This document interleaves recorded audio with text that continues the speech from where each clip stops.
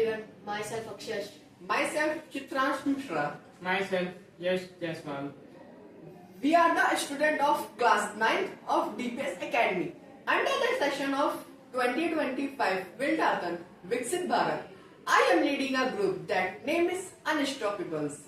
We know that India is the largest polluted country in the world, and the factor which affected our country pollution, there are many factors, and one of them factor is the waste gases, the toxic gases which are released from factories in our environment, जिसके द्वारा हमारे environment में काफी जो है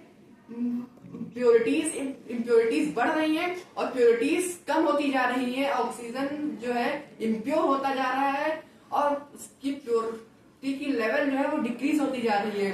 और इसका कई मेन कारण है इसके, उसमें से एक कारण यह भी है कि फैक्ट्री से जो वेस्ट निकलता है वो हमारे इन्वायरमेंट को हार्म करता है। और इसी को ध्यान में रखते हुए हमने एक मॉडल का प्रोटोटाइप तैयार किया है जिसका नाम है एक्टिवेटेड कार्बन फिल्टर। और इस मॉडल के अंतर्गत हम चिमनीज और कार्बन एब्जॉर्बर को इंस्टॉल करके ये जो प्रोजेक्ट है उसे तैयार करेंगे।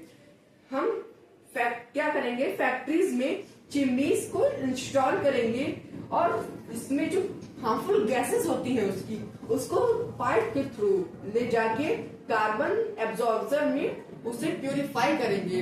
प्यूरिफाई करने के बाद उसी पाइप के थ्रू उसे हम एटमॉस्फेयर में रिलीज